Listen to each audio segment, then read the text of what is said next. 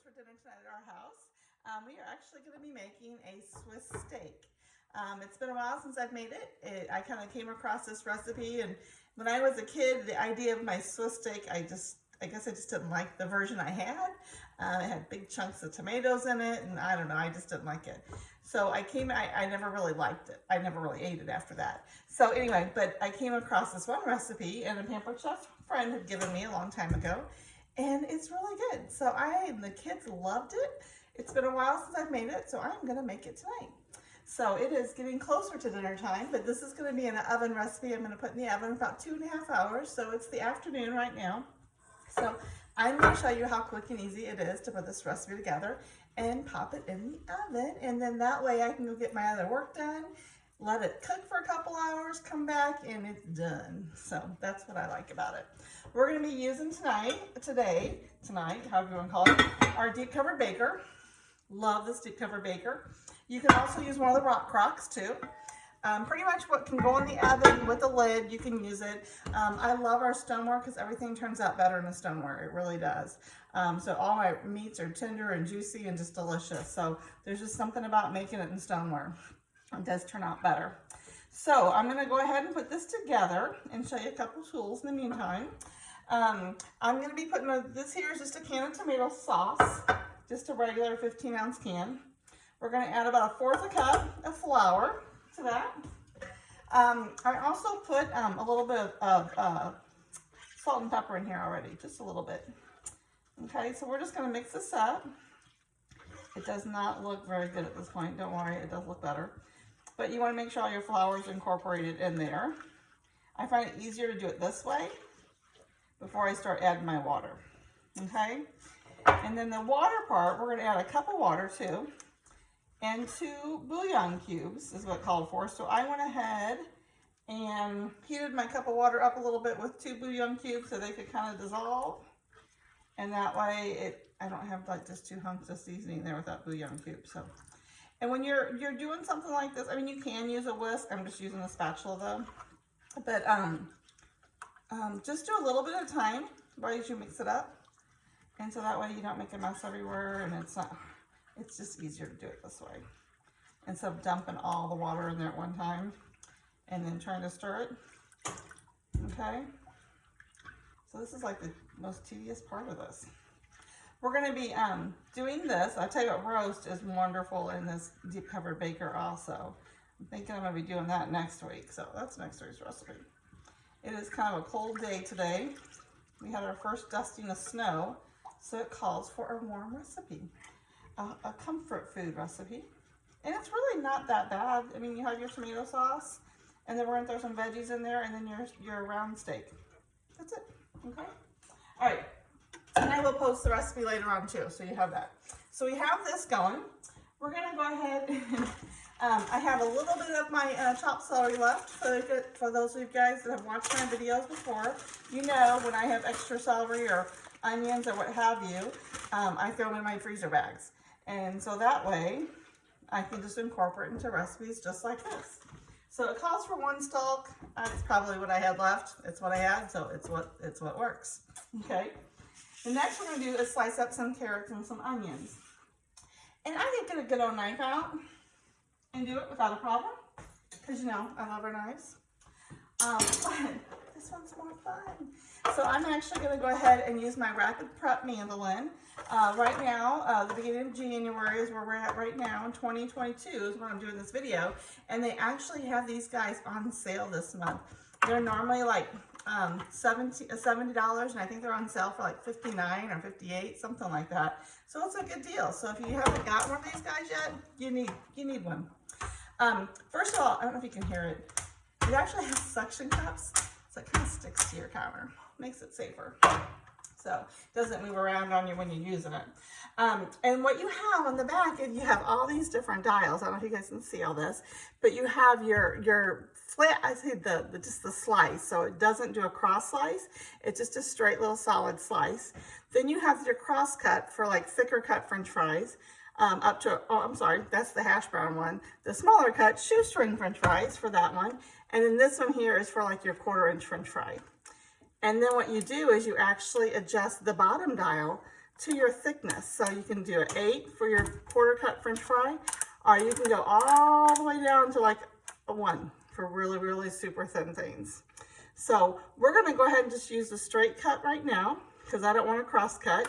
And we're gonna go ahead, what are we gonna do? Let's go ahead and do it like at a 5. Oh, let's do 6, 7, because that one kind of thicker, okay? So we're gonna open up this. We're gonna go ahead and put this guy at the back. And let me turn around one more time for you. We're gonna twist this, it pops up, this slides down. So this is truly a safety mandolin. Okay, that slides in there, and then we're gonna basically put our food in here, and this is the little pusher.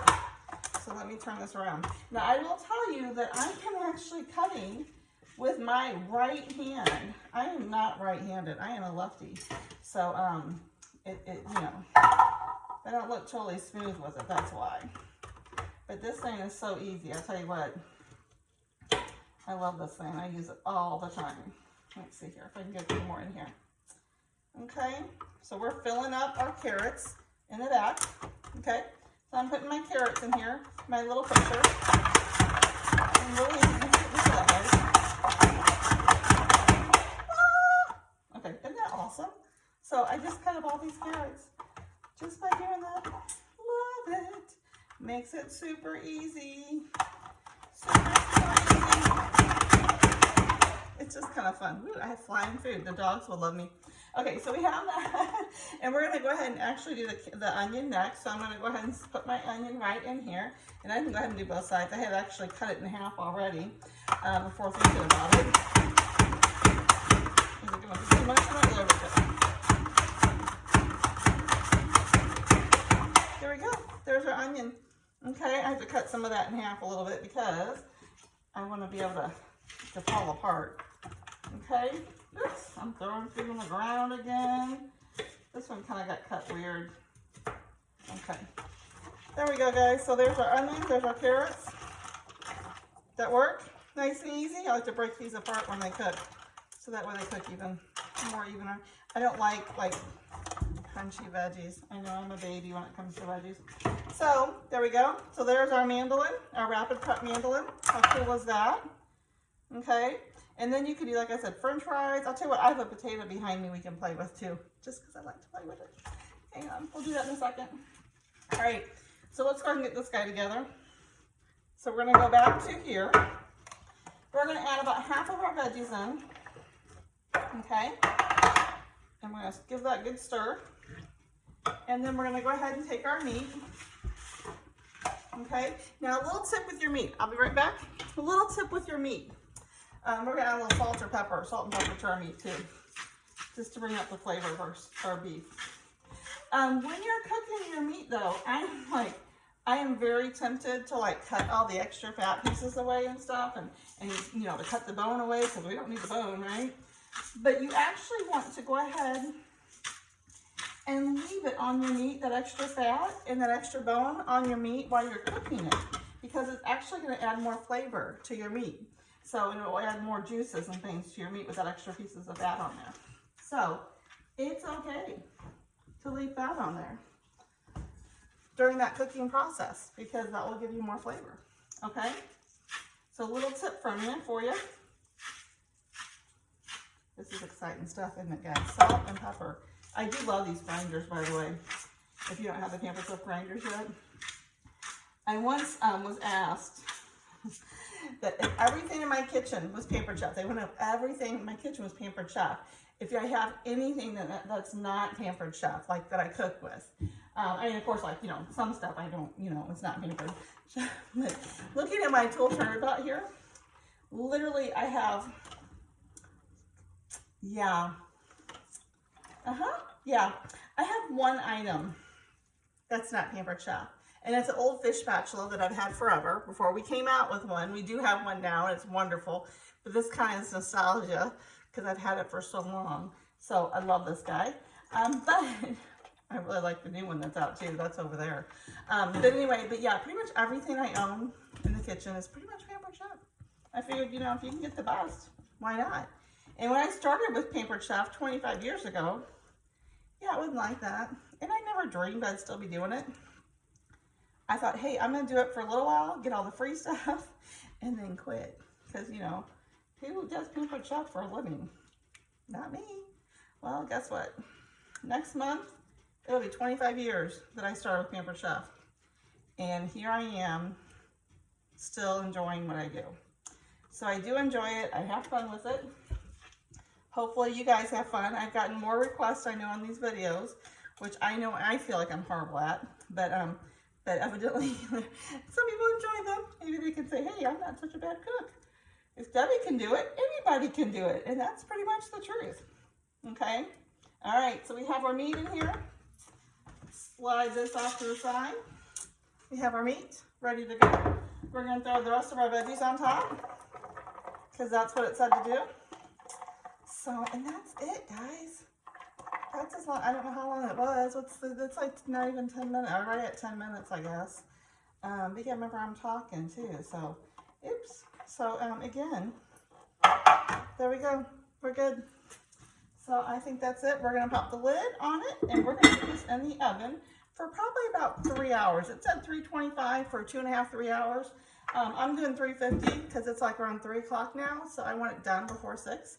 So I'm going to put this in there for probably about 2.5 hours or so, and I'm going to come back and check it. Now, when I do come back and check it, and I'll show you a picture at the end of the video, when I do come back and check it, or maybe I'll show you when I come and check it, I'm going to be using our meat thermometer, which, again, I could actually put it in here now and use it to kind of give me an idea. Why don't we do that? Let's do that.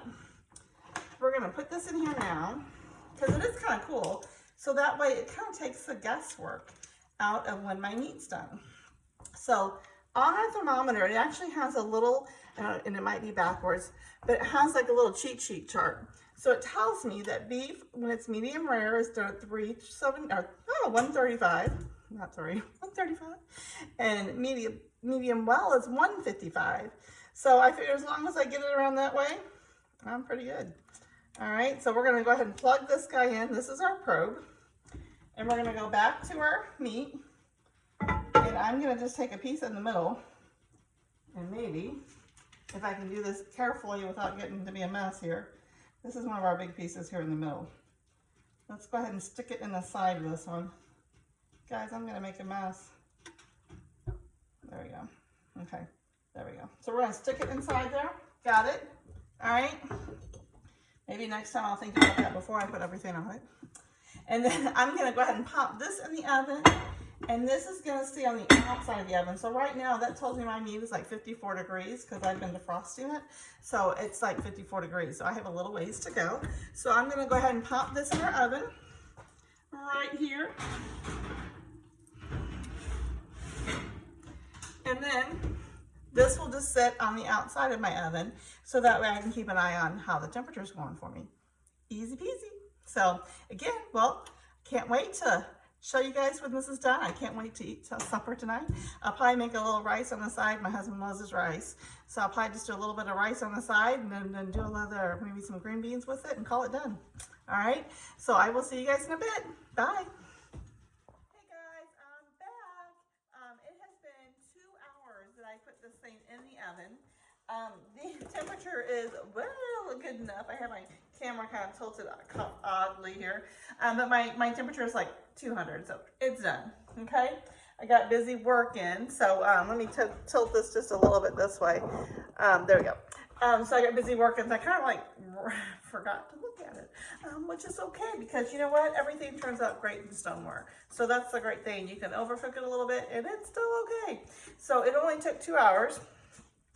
We let this thing go up, so it is good to go. Look at that, yum. Okay, so take my temperature probe out, so we're good with that. And look at that, that is just so good. So our meat is nice and tender.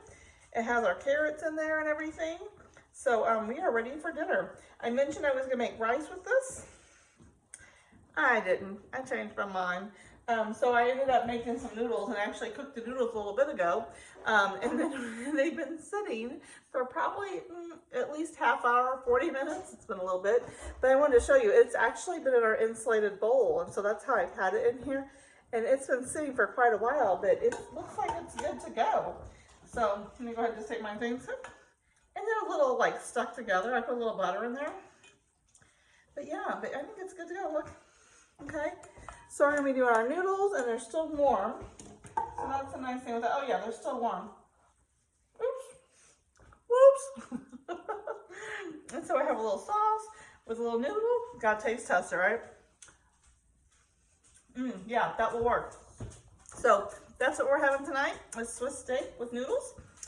There you go. Sounds good. Hopefully you guys are having a good night. Hopefully you are having a good dinner tonight. So let me know what you guys made for dinner. Talk to you guys later. Bye.